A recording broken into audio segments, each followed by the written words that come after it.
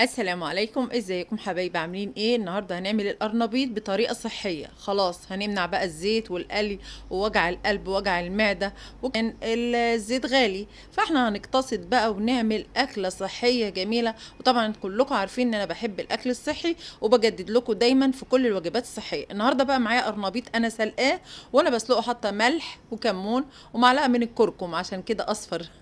هتقولوا ايه يا امونه القرنبيط الاصفر ده؟ لا، من الكركم، والكركم صحي ونحطه في كل اكلاتنا ان شاء الله، مفيد جدا جدا جدا، وبيبقى طعمه جميل قوي في القرنبيط. حطيت بقى نص كوبايه لبن واتنين من البيضه، بس اتنين من البيضه، تمام. بالتين اتنين، حابه تحطي اكتر براحتك خالص، بس هي كده المقدار. حتة القرنبيطة الصغيرة دي مقدارها أخد البيضتين وكانت حلوة جدا. حابة تخليهم 3 4 براحتك خالص، قيمة غذائية عالية براحتك برضو، بس أنا بقتصد وبختصر معاكم. هنا بقى حتة من القرن الفلفل، مش هحطه كله كبير. حابة تحط حتة فلفلة حامية، تمام. مهم ان احنا هنحط بيض ولبن وفلفل، بهاراتك بقى وخضره، وشكلي وحبشيه كده تحبيشه حلوه، كزبره، شبت، بقدونس، شويه كده من الكزبره هيديله ريحه وطعم جميل جدا. بصوا، كل اللي بنعمله في الخلطه اللي هندخلها في القرنبيط واحنا بنقليه، انا هضيفه كله كله كله دلوقتي على بعضه، وهتشوفوا هنعمل ايه. هبدأ بقى احط التوابل، والتوابل عندي معلقة صغيرة من البابريكا، اللي هي البابريكا الحمراء، البابريكا المدخنة براحتك بتدي طعم برضو، كمون وكزبرة، معلقة من الكزبرة، معلقة من الكمون، معلقة من الفلفل الاسود، معلقة الملح طبعا. خلي بالك القرنبيط احنا مملحينه واحنا بنسلقه، يعني انا حاطه في القرنبيط وهو بيتسلق ملح، فانا هخف شوية من الملح، يعني هخلي حدقي مظبوط، لان برضو الملح الكتير مش صحي. لازم نحافظ على الكلام ده، الملح الكتير بيحبس المية في الجسم، فلازم تاخدي بالك من كل النقاط دي.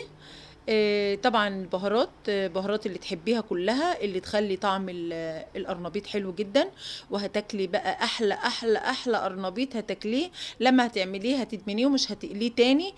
صحي وممتاز وطعمه جميل، وتاكلي منه خفيف هيلسي كده، حلو خالص، ان شاء الله هيعجبك.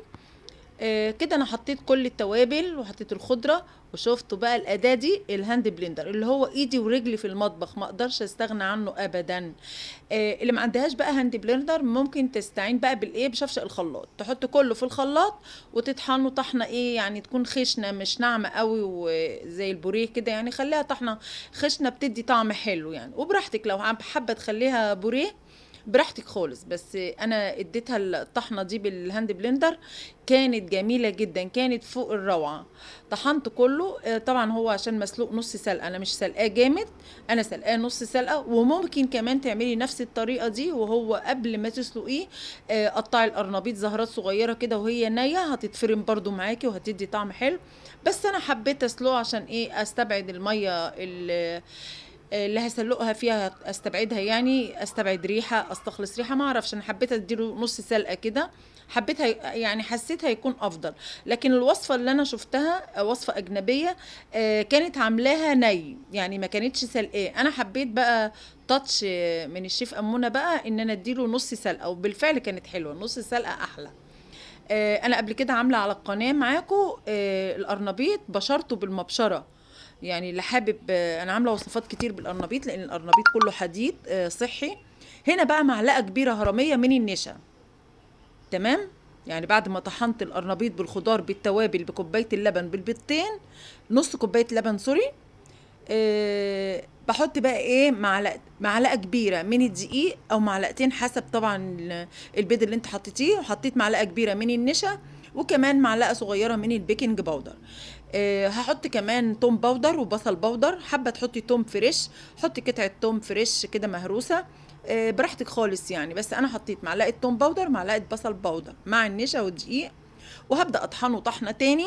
وكده خلصنا الوجبة، الوجبة في منتهى الجمال والروعة، هتعجبكم جدا جدا جدا، ممتازة، خفيفة على المعدة جدا، صحية جدا، هتاكلي يعني. بصي قرص القرنبيط الصغير ده، يمكن يعني مش عايزه اقولك انا اكلت نصه في الغدا، يعني حاجه كده خفيفه وحاجه هيلث وطعمها جميل ومفيده ومغذيه، والاهم والاهم ان هي صحيه، ومش هتخنك طبعا مع العيش الشوفان.